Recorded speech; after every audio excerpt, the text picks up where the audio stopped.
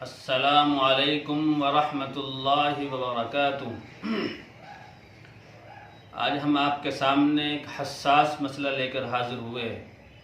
ہمارے ایک نمازی ہے محمد وکیل، انہوں نے پوچھا ہے، انہوں نے مجھے واٹس ایپ میسیج کیا۔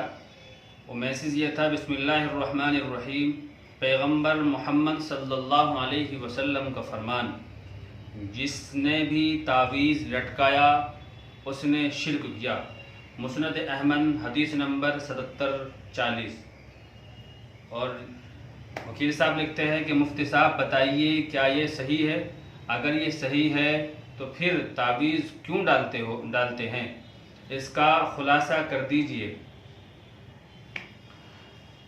بسم اللہ الرحمن الرحیم۔ تو میں اس کے ذریعے سے جو آپ کے سامنے سوال پیش ہوا ہے اس کا ذرا سمجھنے کے لیے تھوڑے سی توجہ کی ضرورت ہے۔ اہل حدیث کا عقیدہ اور ماننا بھی یہی ہے کہ تعویذ کا لٹکانا، اس کا پہننا شرک ہے۔ اور انہوں نے جو مسند احمد کی حدیث کا حوالہ پیش کیا ہے جو واٹس ایپ پہ موجود ہے، تو بھائی تعویذ، ہم لوگ تعویذ کو لٹکانے کے پہننے کے قائل ہیں۔ اہل حدیث تعویذ کو لٹکانے پہننے کو شرک کہتے ہیں۔ یہ جھگڑا کیا ہے؟ یہ مسئلہ کیا ہے؟ اس کو آپ ذرا سمجھیں۔ پیغمبر علیہ السلام کے سامنے صحابہ کرام رضوان اللہ تعالی علیہم اجمعین موجود ہے، اور آپ سے کے سامنے ذکر ہوا کہ یا رسول اللہ، ہم زمانہ جاہلیت میں تعویذ گنڈوں کا کام کیا کرتے ہیں، رقیہ جھاڑ پھونک کا کام کرتے ہیں، تو کیا درست ہے؟ تو پیغمبر علیہ السلام نے فرمایا پیش کرو۔ آپ کے سامنے پیش کیا گیا۔ آپ نے فرمایا کہ یہ تو ٹھیک ہے، وہ تعویذ جس میں شرک کے کلمات ہو اس کو لٹکانا، اس کو پہننا ناجائز ہے۔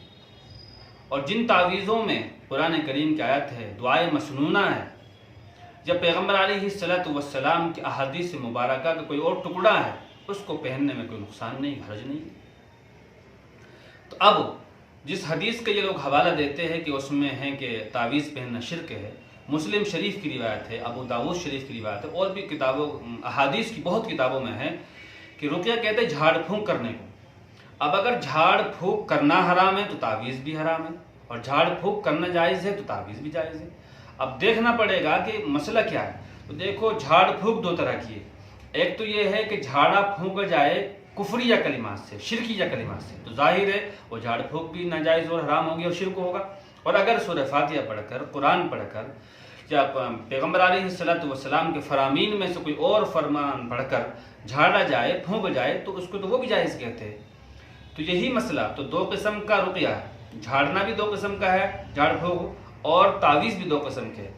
اب اگر اس تعویذ میں شرکیہ کلمات ہے، شیطان کو کچھ کے کلمات ہے، یا تو پھر وہ ناجائز اور حرام ہوگا، وہ شرک ہوگا۔ اور اگر قرآن حدیث کا کوئی مسئلہ ہے، کوئی آیت اس میں لکھی ہوئی ہے، کوئی اور پیغمبر علیہ السلام کی مسنون دعائیں اس میں ہیں، تو پھر کسی طرح کا کوئی اس میں مسئلہ نہیں۔ اور یہ توکل کے خلاف بھی نہیں۔ ہمارے اس میں یوٹیوب پر اور بہت سے لوگ کہتے ہیں کہ توکل کے خلاف ہے۔ بھائی توکل کے خلاف کیوں ہے؟ جب ہم ڈاکٹر کے پاس دوائی لینے جاتے ہیں تو کیا ہم ڈاکٹر کو یہ سمجھتے ہیں کہ ڈاکٹر کے ذریعے سے ہمیں شفا ملے گی؟ نہیں، ہم ڈاکٹر کو مسبب الاسباب نہیں سمجھتے، بلکہ ہم تو دوائی سنت کے پر عمل کرنے کے لیے لیتے ہیں، اور ہم سمجھتے ہیں کہ اس دوا کو کھا لینے سے، یہ دوا ہم جو کھا رہے ہیں یہ سبب ہے کھانا، اس میں شفا کی طاقت اللہ ڈالے گی۔ تو نظر ہماری مسبب الاسباب پر ہے، اللہ پر ہے۔ اللہ پر نظر رکھتے ہوئے دوائی کو استعمال کرنا، آپ ڈاکٹر کو خدا نہیں مانتے، ڈاکٹر کو کہتے ہیں بھئی یہ تو سبب ہے، دوائی سبب ہے، ڈاکٹر سے دوائی لیں گے اور ہم ٹھیک ہو جائیں گے۔ تو تعویذ کو یہ ماننا کہ یہ سب کچھ اس کے ذریعے سے ہوگا، اسے طاقتور ماننا، یہ اس کے ذریعے سے یہ ماننا کہ اس کے ذریعے سے ہمیں شفا ملے گی، ہم ٹھیک ہو جائیں گے، تو بے شک یہ تو شرک ہے۔ ایسا تو کوئی بھی نہیں سمجھتا، بلکہ وہ تو اسے سبب سمجھتے ہیں کہ اللہ والے کے تبرکات ثابت ہے، یہ کچھ لکھ دے گے اپنے قلم سے، اپنے ہاتھ سے لکھ دے گے، کچھ پھونک میں ان کی برکت ہے تو ہمیں شفا مل جائے گی۔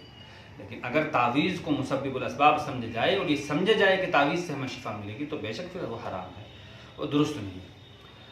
اور اسی طرح سے اگر ہر بندہ یہ تصور کرنے لگے، یہ خیال کرنے لگے کہ مجھے تعویذ نہیں دینا ہے، توکل کے خلاف ہے۔ حالانکہ توکل کے خلاف نہیں ہے یہ کسی بھی طرح سے، لیکن اگر یہ سمجھ جائے کہ توکل کے خلاف ہے تو بھائی جو کمزور عقیدے کے لوگ ہیں، کمزور ایمان والے لوگ ہیں، وہ آپ کے پاس آئے، آپ کا درد آپ کے سامنے بیان کر رہے، اپنی کڑھن آپ کے سامنے وہ رکھ رہے، وہ آپ سے سہارا لینا چاہتے ہیں، مدد لینا چاہتے ہیں، آپ سے دعا لینا چاہتے ہیں وہ، اور آپ نے تو ان کو کہہ دیا کہ ہم تعویذ گھنٹا نہیں دیں گے، تو وہ پنڈت کے پاس جائے گی، وہ غیروں کے پاس جائے گی، اور پھر وہ غیروں سے کے پاس جانے کے بعد وہ تمام کام کرے گے جس میں بالکل یہ تو مسئلہ صرف ایک چھوٹا مسئلہ ہے، پھر وہ حرام کام تلک کر بیٹھتے ہیں۔